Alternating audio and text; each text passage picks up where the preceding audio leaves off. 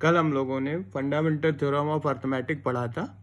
आज हम लोग उसके आगे का एक थ्योरम है, उस थ्योरम को हम लोग पढ़ने जा रहे हैं। देखिए थ्योरम क्या लिखा हुआ है, let P be a prime number, if P divides A square then prove that P divides A where A is a positive integer. ठीक है, यहाँ थ्योरम में कह रहा है अगर पी ए स्क्वायर को डिवाइड करता है तो पी ए को भी डिवाइड करेगा, ऐसा प्रूफ करिए। चलिए देखिए हम इसका प्रूफ करने जा रहे हैं। कहा गया है कि ए हमारा एक कोई भी पॉजिटिव इंटीजर है। ठीक है, तो हम इसका प्राइम फैक्टराइजेशन लिखेंगे। तो देखिए कैसे क्या करेंगे हम इस थ्योरम का प्रूफ। ठीक है, तो लेट कर लेंगे सबसे पहले कि let the prime factorisation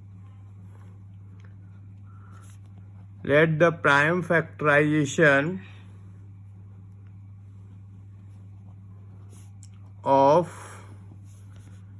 A is equal to P1 into P2 into P3 into dot dot dot Pn।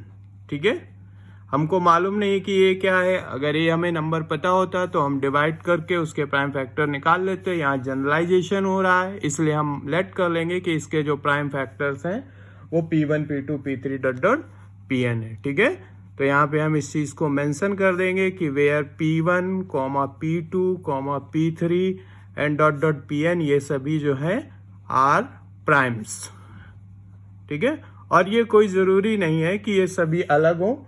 ठीक है, हो सकता है इसमें से एक या दो चार जो है वो सेम है, तो not necessary to be distinct. ठीक है, तो नॉट नेसेसरी ले डिस्टिंक्ट। अब देखिए बात का आगे रहा है, पी जो है ए स्क्वायर को डिवाइड कर रहा है, तो अब हम यहां से ए स्क्वायर निकालेंगे। तो देयरफॉर ए स्क्वायर की वैल्यू देखिए, ए स्क्वायर का मतलब क्या हुआ, ए इंटू ए। तो ए की ये वैल्यू लिखी हुई है, that means P1 into P2 into P3 into dot dot into Pn एक ब्रैकेट में। ठीक है, इंटू फिर ए की वैल्यू लिखी हमने P1 into P2 into P3 into dot dot Pn। अब देखिए जब मल्टीप्लाई करेंगे तो ये हो जाएगा आपका P1 square into P2 square into P3 square, सभी का स्क्वायर हो जाएगा into dot dot Pn square. ठीक है, अब देखिए हमारे क्वेश्चन में क्या दिया गया था कि जो P जो है वो ए स्क्वायर को डिवाइड करता है। तो since P divides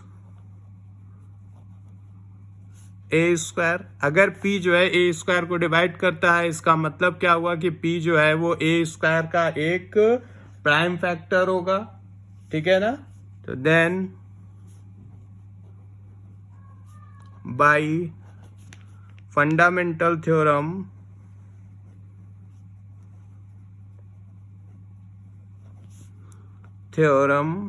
of arithmetic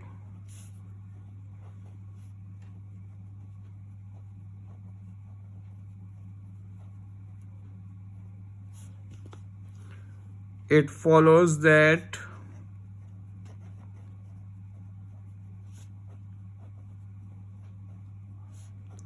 P is one prime factor of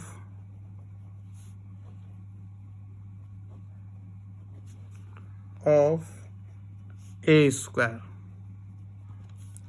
अब ये जो फंडामेंटल थ्योरम ऑफ अर्थमेटिक है, इस पे आपने स्टेटमेंट में ये भी पढ़ा होगा कि जो प्राइम फैक्टराइजेशन होता है वो हमेशा यूनिक होता है, और अगर यूनिक होता है तो P जो ए स्क्वायर का प्राइम फैक्टर है इसका मतलब वो P1 P2 P3 dot dot Pn में से ही कोई एक होगा।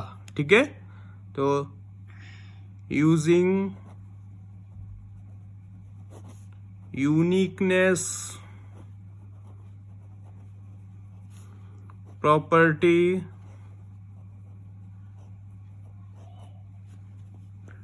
of fundamental theorem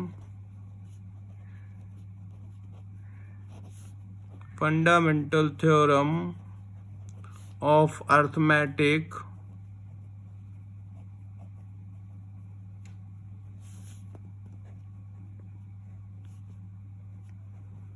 P will be one of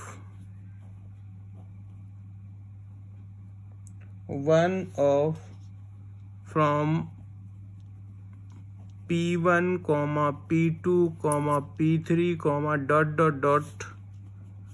Pn। Clear. अब अगर P जो है P1, P2, P3 Pn में से कोई एक है तो हम सबसे ऊपर जाएंगे, यहाँ देखेंगे A इज इक्वल टू लिखा है P1 into P2 into P3 Pn। अब इन्हीं में से कोई एक P है, इसका मतलब A जो है वो P का भी प्राइम फैक्टर है, hence P is also a prime factor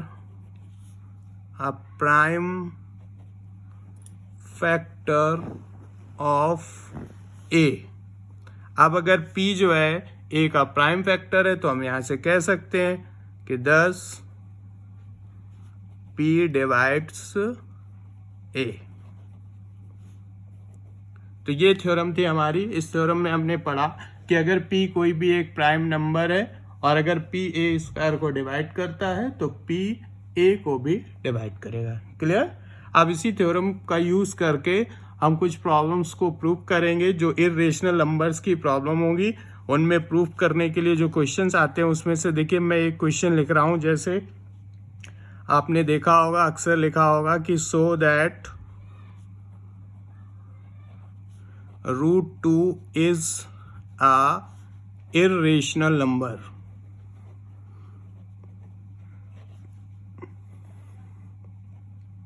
चलिए देखिए इसको कैसे हम लोग प्रूफ करेंगे इर्रेशनल नंबर को। तो इससे हम मेथड ऑफ कॉन्ट्रडिक्शन से प्रूफ करेंगे। तो इसको प्रूफ करने के लिए सबसे पहले देखिए हम इसका अपोजिट लेट कर लेंगे कि let √2 is a rational number. सबसे पहले हम उल्टा लेट करेंगे कि ये एक रेशनल नंबर है। ठीक है। अब अगर ये रेशनल नंबर है तो रेशनल नंबर की डेफिनेशन जो है उसका यूज करेंगे कि then by the definition of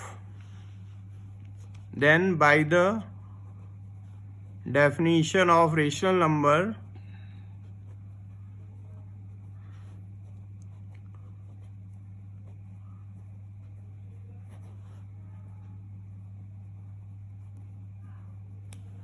we can write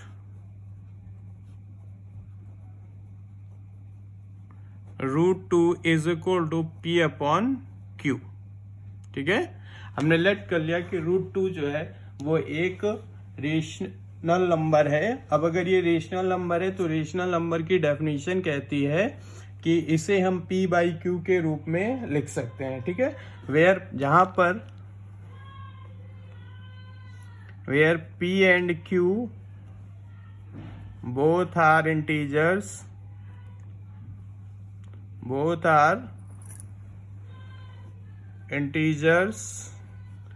and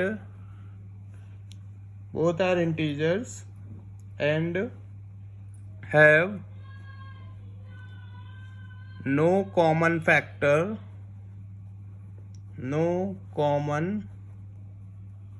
factor other than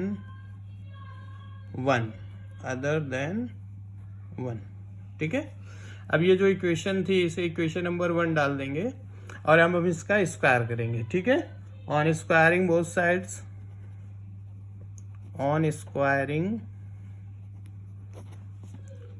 sides, देखिए स्क्वायर करने पे आपको क्या मिलेगा, 2 is equal to P square upon Q square. ठीक है। तो यहां से आपको मिल जाएगा,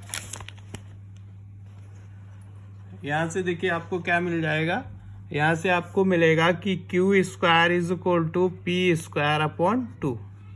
ठीक है।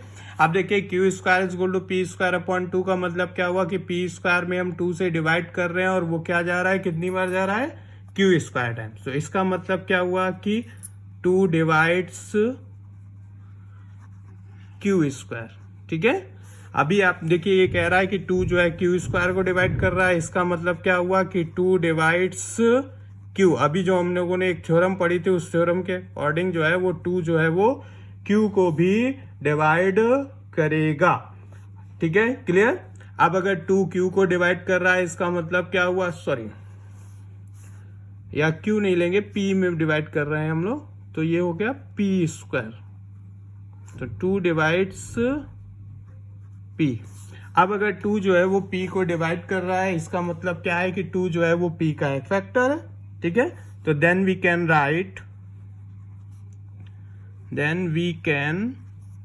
राइट, देखिए हम यहां से लिख सकते हैं p is equal to 2m for some integer m, ठीक है, नॉट इक्वल टू 0। अब देखिए इस p की वैल्यू को यहाँ पे रखेंगे जाकर के, ठीक है, तो q स्क्वायर बराबर आपको क्या मिलेगा, 2m का होल स्क्वायर डिवाइडेड बाई 2, तो ये होगा आपका 4m square upon 2, that is 2m square. अब इस 2 को इधर लेकर के आएंगे तो q square upon 2 is equal to मिला आपको m स्क्वायर। अब देखिए ये क्या कह रहा है, q स्क्वायर में हम 2 से डिवाइड कर रहे हैं तो हमें मिल रहा है m स्क्वायर, इसका मतलब हुआ 2 डिवाइड्स q स्क्वायर। अब अगर 2q स्क्वायर को डिवाइड कर रहा है दैट मीन्स 2 डिवाइड्स q, ठीक है। तो अब देखिए यहाँ पर हम लोगों ने ऊपर क्या कहा था, दिखाया था कि 2 डिवाइड्स p, और यहाँ पे हमने दिखाया कि 2 डिवाइड्स q। इसका मतलब क्या हुआ कि 2 जो है वो p और q दोनों को डिवाइड कर रहा है, ठीक है। तो यहाँ पे देखिए इक्वेशन नंबर ये से सेकेंड लिखा और इसे थर्ड, ठीक है। तो by second and third 2 divides p and q both, ठीक है। अब अगर 2 से हम p और q दोनों को डिवाइड कर सकते हैं इसका मतलब 2 जो है वो p और q का कॉमन फैक्टर है, लेकिन जब हम रेशनल नंबर की डेफिनेशन में लिखते हैं तो वहां बताते हैं कि p और q के पास केवल एक ही कॉमन फैक्टर हो सकता है 1, और 1 के अलावा कोई दूसरा नंबर नहीं हो सकता है। इसका मतलब ये हमारे जो हमने माना था ऊपर उसका क्या कर रहा है, ये अपोज कर रहा है, ठीक है। तो but this is the contradict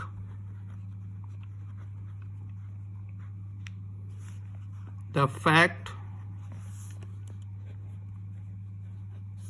that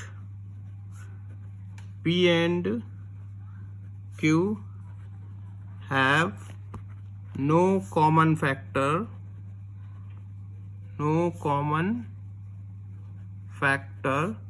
other than 1। इसका मतलब है फिर जो हमने ऊपर माना था वो सब कैसा है, गलत है, ठीक है। Hence our assumption